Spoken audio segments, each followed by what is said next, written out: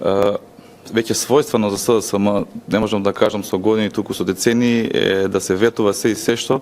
меѓутоа ретко што тоа е и да се испорача. Во Куманово, локалната власт и начело со овој градоначелник, во овие 12 години ќе биде запаметена само по едно. А тоа е по тражењето на разноразни изговори зошто ветените проекти и ветените решавања на одредени проблеми не биле направени и не биле реализирани. Тоа дефинитивно ќе го обележи 12 годишното владење на новиот градоначелник и на оваа локална власт предводена од СДС. Ќе напоменам дел од нив, но пред да ги споменам тие ветувања, морам да напоменам дека Куманово, како еден од најголемите градови и најголема општина во Република Македонија, располага со еден голем буџет кој изнесува преку 30 милиони евра на годишно ниво, и тоа на приходната страна. Буџет кој што дозволува да градише одредени развојни политики во интерес на граѓаните на општина Куманово. Ако се изврши таа анализа на тој буџет, на таа приходна страна, се забележува дека скоро 100% од обврските кои што државата ги имала овие години наспроти општината се изреализирани. Значи, зборам во преку 95 до 100% тие приходни страни се изреализирани од страна на владата на централно ниво, за разлика од ставките приходни кои што се прибираат од локалните организациони единици, каде што има огромно потфрлување. Делот на тоа потфрлување затоа што се прави еден вештачки буџет во кој каде што се ставаат се и се што, без да се изврши реална анализа на она што во тај момент може да биде изреализирано. Овдека мора да ја наспоменам еден од покрупните проекти со кои што СДС излезе на локалните избори 2013, а тоа е индустријската зона во атарот на селото Речица. Тогаш помпезно беше најавувана и од градоначалникот и од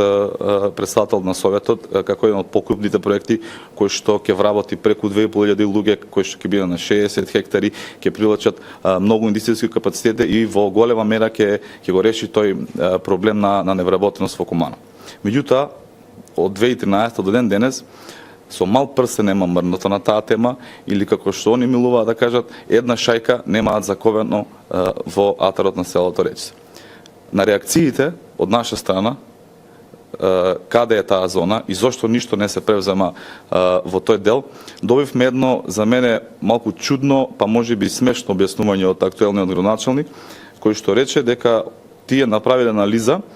и дошле до констатација дека индустријската зона во селото Речица не била атрактивна за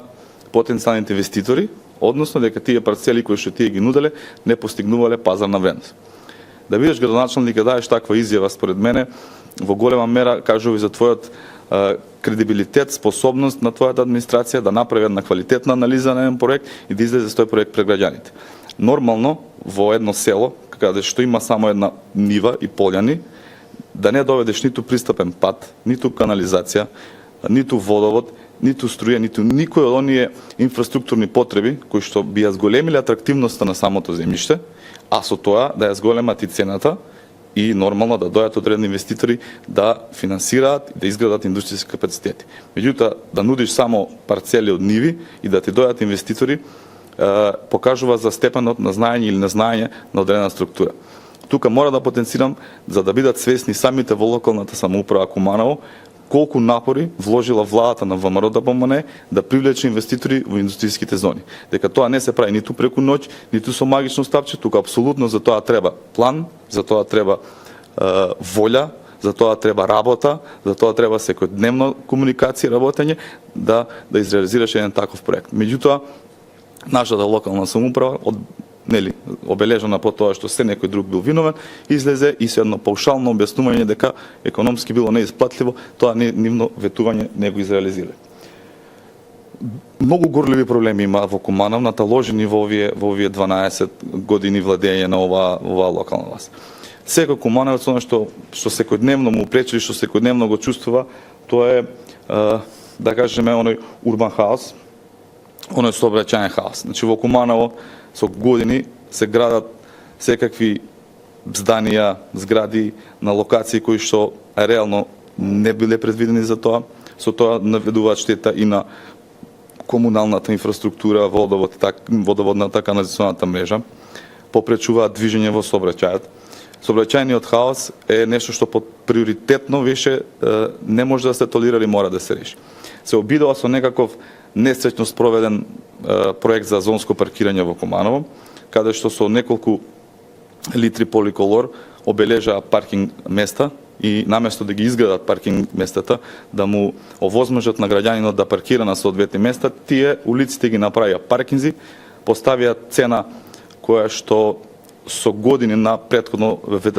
ни ветуваа дека ќе биде намалена, меѓутоа нормално нема абер од намалување и така си формира уште едно предпријатие кое што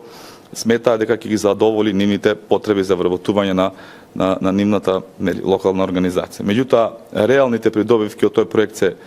ги нема. Во Куманово се уште повеќе се зголеми тој сообраќајен хаос, движењето уште потешко се попречи, а паркинг места нема.